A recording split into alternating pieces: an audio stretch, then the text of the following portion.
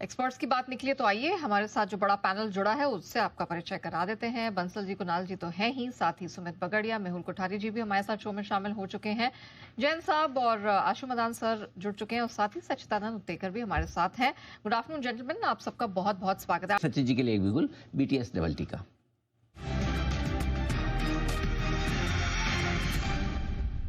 सचिन जी बताएं sir. Good afternoon Anil ji, good afternoon Neha, good afternoon to all the panelist.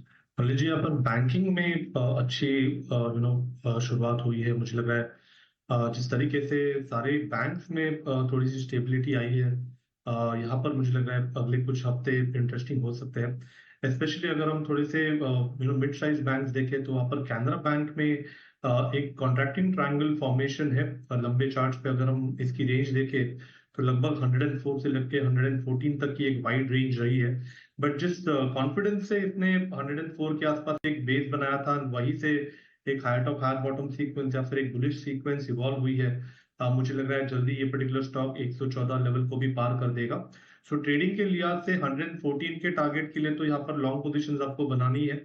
But positionally अगर हम देखें तो इस स्ट्रक्चर का प्रोबेबल टारगेट लगभग अराउंड 126 के आसपास प्लेस्ड है।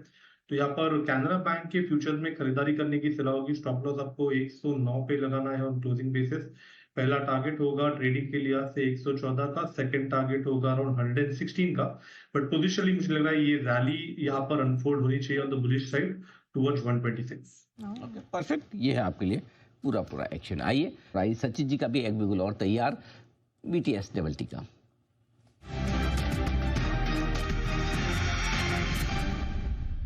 सचिन जी बताएं।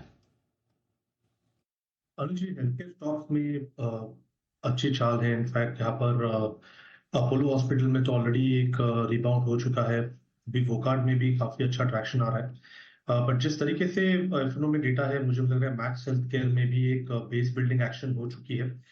पिछले कुछ दिनों से लगातार ये स्टॉक एक ग्राइंडिंग मोड में था। लो टॉप लो बॉटम सीक्वेंस बरकरार थी। बट जिस तरीके से इसके RSI का बिहेवियर है, वहां पर एक पॉजिटिव डाइवर्जेंस इसने एग्जिबिट किया था पिछले 2 हफ्तों से। एंड उसी का मुझे लग रहा है यहाँ पर अभी प्राइस पे एक्सपेंशन या फिर प्राइस अनलॉक होनी चाहिए। RSI ने ऑलरेडी यहाँ पर एक पॉजिटिव क्रॉसओवर दे दिया है। तो जिस तरीके से डेटा है, मुझे लग रहा है जल्दी ये पर्टिकुलर स्टॉक अपने 50 डे एक्सपोनेंशियल मूविंग एवरेज को भी पार कर देगा, जो लगभग अराउंड 1210 के आसपास प्लेस्ड है।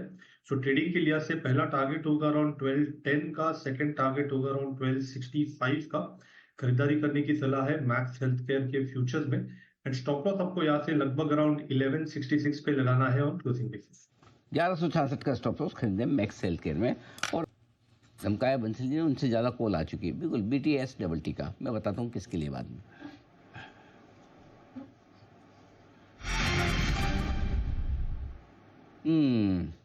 दो कॉल दिए बंसल जी ने, तीसरा कॉल सचिन जी की तरफ से। सचिन जी बताएं सर। अनिल जी, यहाँ पर SBI कार्ड्स में मुझे लग रहा है तेजी बरकरार रहनी चाहिए। इनफैक्ट सोमवार के शो में, क्लोजिंग शो में हमने इसे आइडेंटिफाई किया था एक रिवर्सल के लिहाज से। एंड 840 के आसपास के स्विंग की एक्सपेक्टेशन थी, वो ऑलरेडी एस्टेब्लिश हो चुकी है। जो सेकंड टारगेट हमने हाईलाइट किया था लगभग अराउंड 860 के आसपास प्लेस्ड है। तो मुझे लग रहा है ये जो तेजी अनफोल्ड हुई है काफी शानदार है। डेटा के लिहाज से सपोर्ट्स यहाँ पर शिफ्ट होते हुए नजर आए हैं 820 825 के आसपास। मुझे लग रहा है अभी एक फर्म बेस है। बट ट्रेडिंग मोमेंटम के लिहाज से 832 के स्टॉप लॉस के साथ अभी भी यहाँ पर फ्रेश लॉन्ग पोजीशंस ऐड करने की सलाह होगी। जो सेकंड टारगेट था हमारा 860 का, वो तो बरकरार होगा। बट मुझे लग रहा है ये पर्टिकुलर रैली लगभग अराउंड 900 तक भी एक्सटेंड हो सकती है। तो अभी भी खरीदारी करने की सलाह होगी SBI कार्ड के फ्यूचर्स में। तो आइए विदा लेने का है वक्त, सभी मेहमानों को देंगे धन्यवाद। स्वीकार करें कुणाल जी, जैन साहब, सुमित जी, मेहुल जी, आशु जी और जयकुमार साहब, आपको मैं धन्यवाद भेज चुका हूँ, रिसीव कर लीजिएगा। इजाज़त दीजिए हमें, कल सुबह आपसे फिर होगी मुलाकात। मुझे और नेहा को इजाज़त। बने रहिए जी बिजनेस के साथ। छोटा सा